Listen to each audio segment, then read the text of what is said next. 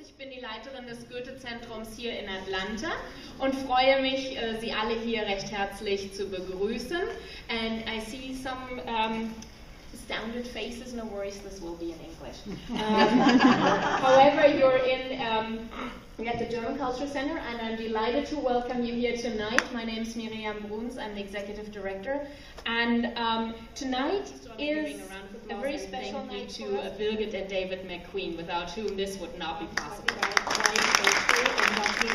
Here with us, so welcome to Atlanta. It's the first time. We will be exploring a little bit of Frey Ilgen's art and thought process. Frey Ilgen is actually a fascinating artist. I mean, you've probably checked him out on his website, and you've checked out his talks and videos. Before we give him the podium, we will have a little video of an introductory video. He's born in the Netherlands. That's where my European perspective comes in. However, he lives and works in Berlin, Germany, and he exhibits regularly in various countries in Europe, the US, East Asia, Australia, and sometimes in the Middle East and South America. Fortunately, we don't have time to explore all those. Genuine creativity and cultural identity. Introducing bodiness as new notion linking neuroscience to art perception.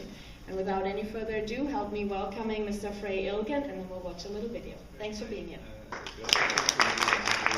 The Goethe Center for the invitation and kind introduction, and of course to our dear friends Birgit and David McQueen for their gracious support, friendship, and interest in getting us over here to Atlanta. And hopefully the natural process of alignment, we start to get a glimpse that in the visual artwork much more is happening than only a narrative illustrated in some materials or art historical importance. Imperfection or unfinishedness in artworks automatically attracts our gaze, not only lines from the brains or the heads of the artist and the viewer, but also from the body itself.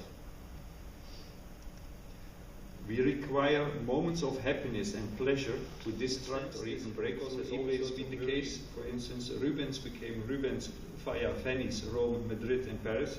Van Gogh was born in the Netherlands, but his work is basically not much Dutch. He only became Van Gogh in the south of France. Yeah, it is important to acknowledge. If you consider that maybe or possibly underlying the cultural differences that artists have, there's also a collective unconscious, a sort of union. Yes, especially the biological aspects of mutual factors. And in that sense, of course, things like collective unconsciousness and so on. I'm not discussing them in my book, but there are quite a few things you dealt primarily with painting and sculpture, yeah. 2 and 3 dimensions. How does music play into this in terms of an art form and how it reacts and evolves, such as the other art you described? Well, the only difference is with music it has been proved it's good for your health. With fine art it has not been proved yet, the normal biological features.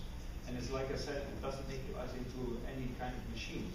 If the neuroscientist friend, Dr. Mika always warned me, don't call numbers, but you just to visualize metaphorical, so don't pin me down on it. From when you look at a work of art, from your whole parameters of perception, maybe 20% is biological. All the other things still play a role. Misunderstanding, so nobody's trying to repeat it. Like in art theory, it's still written a lot about retinal perception and cerebral perception, as if they would be separate. Perception is something which sticks in the art world all the time, and it makes, of course, many people to forget that we perceive with our senses and with our whole body. Your own cultural journey, have you factored in folk art? American folk art?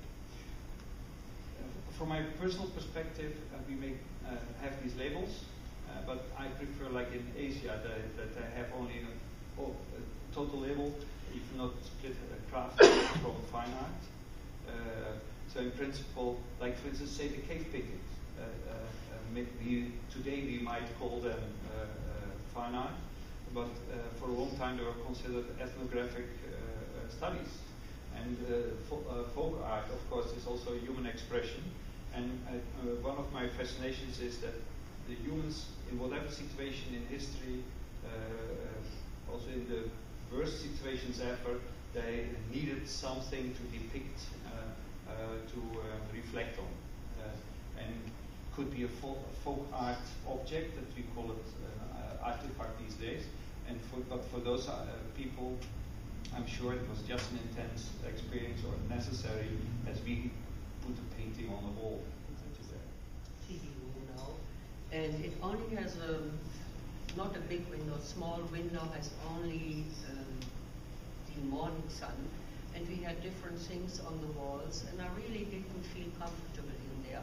But then I took everything out and I put colorful paintings, and now I can't wait to get in there and sit there. And when the commercials come on, I'm always looking at the beautiful paintings, and it makes me feel so good. Yeah, that's a very good point. One of the things that started me to inquire this whole subject was that I fortunately know quite a few art lovers and collectors, and I kept hearing from several. One example I will pick out: a young person, young for me, he's 37. He has one of the super busy jobs, working like maybe 12 till sometimes 15 hours per day, and all the time conference meetings, smartphone, you know the kind of person. When he gets home, he always has told me, I can't even stand looking at the television. I keep away from the computer.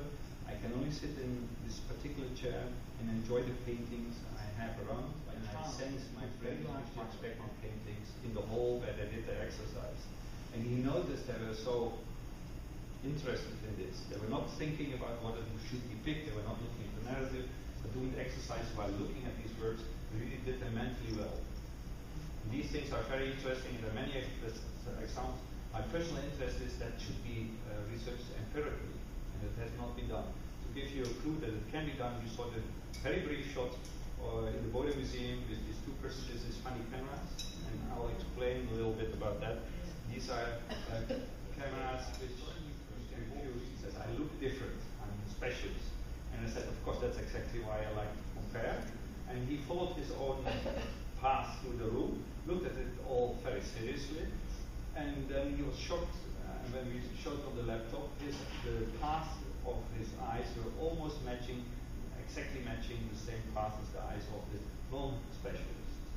And that's something you cannot make big conclusions out of that, because for that you would need a real research program. So I research eyeball movements you are not aware of. They happen about 5 times per second. They're called microcephalic movements.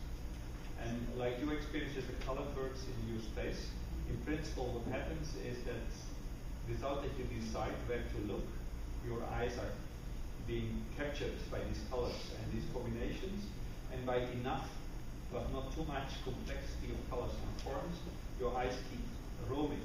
And that's of course enforces the signal in your brain by which your thinking about daily concerns or something is diverted.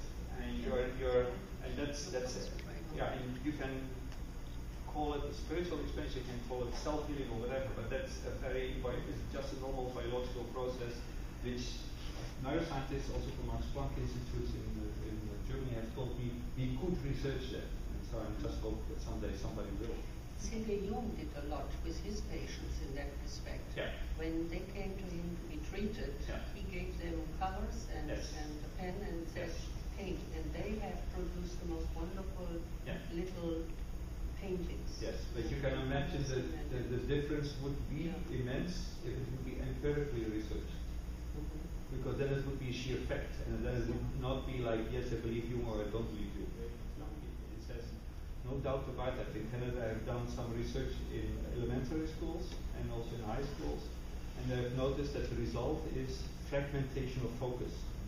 And that's not an exaggeration. Also in Germany, there are discussions to skip handwriting in elementary school, and that they should immediately start with the iPad. Would be proof that it's appreciation of art, experiencing works of art within certain parameters, whatever the parameters are. They will be still very wide. It will never filter down to only one kind of art. But from the biological point of view, you can, at some point, I'm sure, establish some kind of parameters that will have an effect also on galleries, museums. And at some point when you can also, the health issue would be considered valid, like rapid eye movement sleep is, then it should also affect politics and so on, how they consider how to treat art, not just as a cultural phenomenon, but that there is some health issue. It's very important. Yes. It's very important. And I think that is a wonderful sentence to continue to what we have said. A further conversation and discussion over a glass of wine, and hopefully something that'll lead us to some other projects and more connections between all of that and between you and Atlanta. So we hope to bring you back next year, 2015. But right now, thank you very much for this fascinating, fantastic talk, and thanks for being here.